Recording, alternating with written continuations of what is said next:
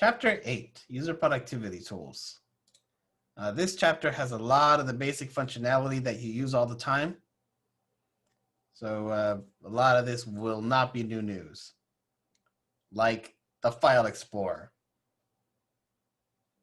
Anybody who's used Windows at any point in time since 3.1 has been familiar with the File Explorer and the things that you can do with Windows 10 giving you access to things like quick access, OneDrive, this PC, networking home group. You have the ribbon up top with a number of settings that you can use. The libraries came about, so to simplify access, but I mean, Linux has had that for a while, and so has Mac. You can edit them. Search went from being in File Explorer to next to the start button to now part of the bar at the bottom, and you can now use an indexing service as long as a folder exists listed in the indexing service. It will be it'll search faster. Like I said, search exists. You can use that to search around stuff, but if you have the folder added to this list, it'll be faster because it will already know what's there. Anything that's Microsoft related, like Word documents, can have their content searched. Basic file metadata is available, the usual stuff that you can use to search. OneDrive is Microsoft's answer to things like Dropbox and whatnot. I suggest Nextcloud as a more secure version because you can either host it locally or host it yourself on the cloud provider and not let others see what you have. Because just like Dropbox, Microsoft can see the contents of OneDrive. The benefit is integrated to the File Explorer, but a lot of products already have that integration when you install, so it's not necessarily something unique.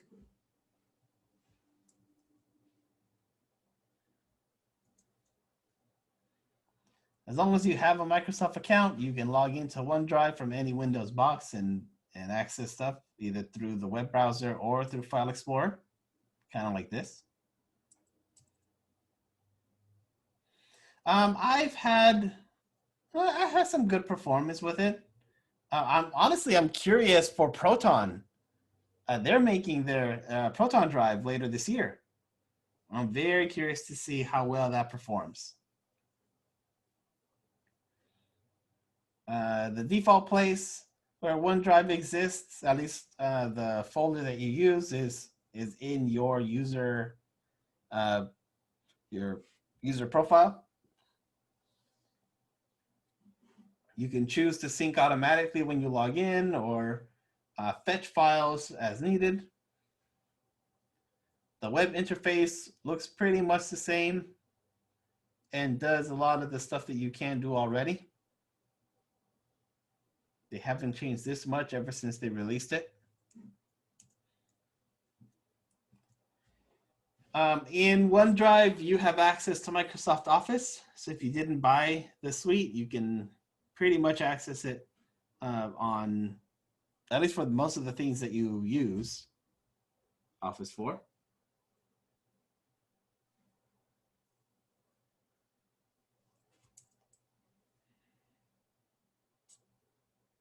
You have Nextcloud running on that's a pretty big, pretty good monster there.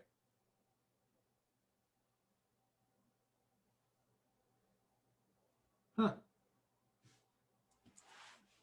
I have it running on the cloud in a vault, and it seems to be just fine. Managing files, you can do just as you can in File Explorer and OneDrive. You can share from OneDrive out to another email with a Microsoft account. Did you know you could print from Windows? I didn't either. Ha! You can do local printing, gasp. You can do printing on the network. Easiest to do when you have it on a server. Then you don't have to worry about what machine is sharing and all that fun stuff. I prefer to use a network printer over a shared printer from a computer, because if that computer is off or not working or something, then things don't work right. Your printer driver works exactly as your network driver. It's the translator between physical and hardware, or physical and software. If you did not know, I did a little research on this. PCL, printer command language. This is a HP thing. Kind of like DVD plus R is a Sony thing. PCL is an HP. PostScript is vendor neutral. So you should have better luck installing a PostScript driver if it's non-HP, and if it's an HP printer, you probably want to go with PCL.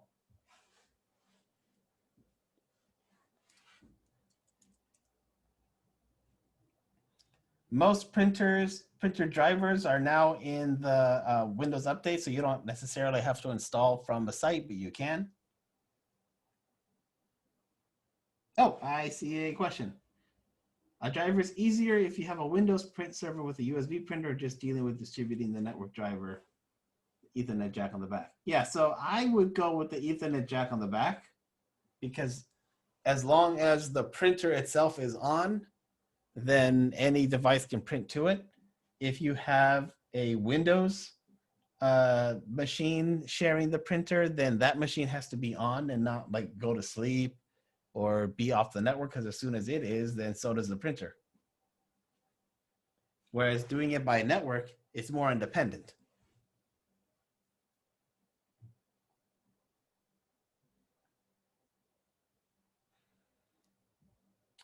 So in server, you can add printers to share amongst all the network. If you don't have a server in place, most of the printer drivers you need are available in the Windows Store. You can do printer driver at installation through the command line if you want. That is possible. You can manage printers from things like the MMC, or you can do it from the control panel. In devices and printers, you can do stuff for both.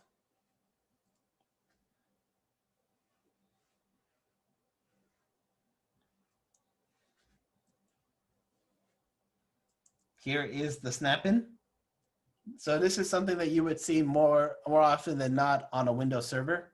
Here is a list of printers that are on our network, and here are the drivers. So when a computer joins the network or joins the domain, it would get instant access to all of these, because through the domain it would get the drivers and know what IP address, and now no longer depend on the server to handle the printing. It can go straight to the printer itself. If you have a complex printer, you might need to do some extra configurations. Like, is this thing gonna do duplex printing? Can it do what trays it's supposed to pull from? You can do all those kinds of settings there, along with, hey, do we print immediately, or do we wait until we have all our the entire print job? Depends on the performance. Other standards that you have, like the sharing, security, ports, and the color management if we're dealing with a color printer. Most printers have no security. It's just anybody and everybody on the network can print to it. You can be a little more specific and say only this group of people can access this printer. So here we have a printer an HP printer where everyone can print. So that means as long as this printer is on and on the network, anybody can print and doesn't necessarily have to be credentialed, doesn't have to have a username password, they can print to it. That may not be good if you have a breach and somebody just wants to mess with you and print thousands of pages and use up all your ink for no good reason. Here are your default permissions. Again, these are things that everybody knows. So if you don't want yourself to be vulnerable, this is one of the things as a sysadmin you would fix.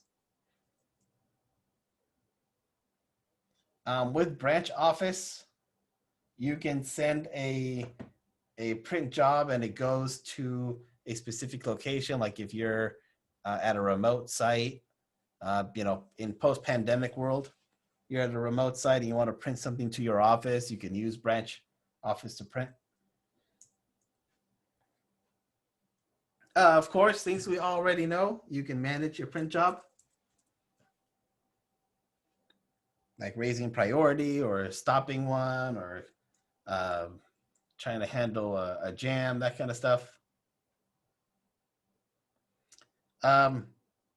Web browsers, I'm pretty much going to skip because all this information is now outdated because Edge is going to die and it's just going to run off of a Chromium.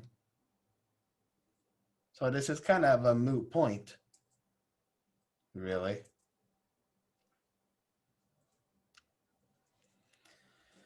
Yeah, this is kind of a moot point. Internet Explorer has died. Edge is about to die. And if you've ever used a browser, you kind of know what you're dealing with.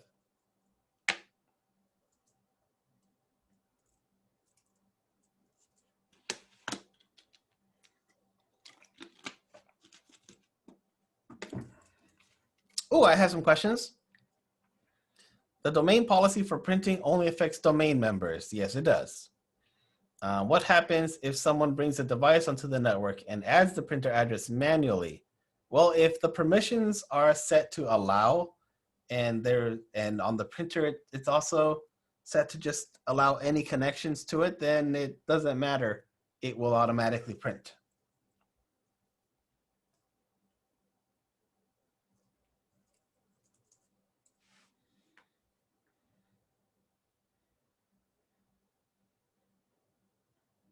Even printers are not just set and forget.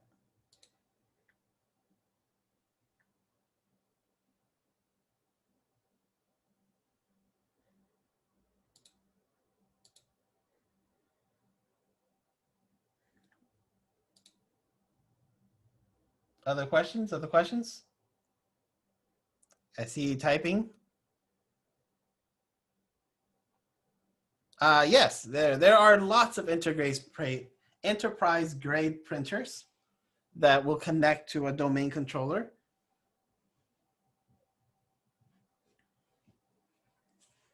There are printers that have a GUI through the web that will authenticate themselves into the network and only print from whatever user is allowed to print.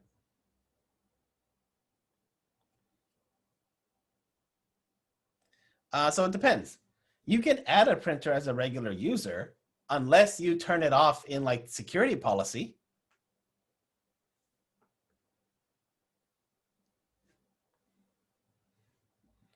But yes, in a domain, you can remove that right.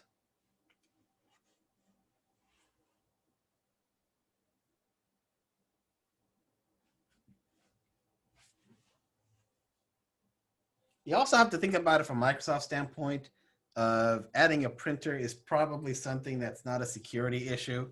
So I would not be surprised if in the default security policy, it allows domain users to add printers without domain credentials.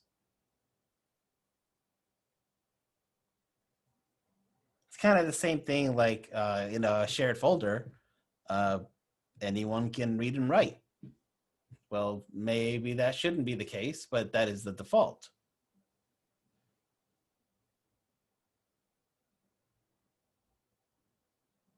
Exactly. So um, that printer did not have any proper security controls. That's why you were able to plug in your laptop and see all those printers on the network and be able to print without issue because they didn't have any security measures to them, either not configured or it didn't exist.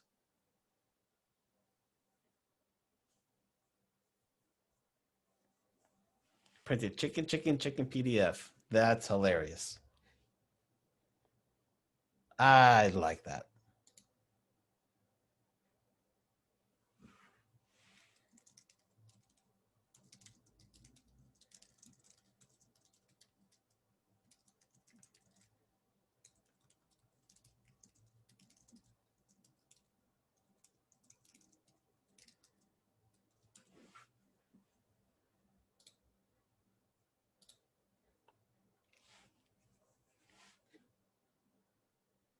Let's stop the recording.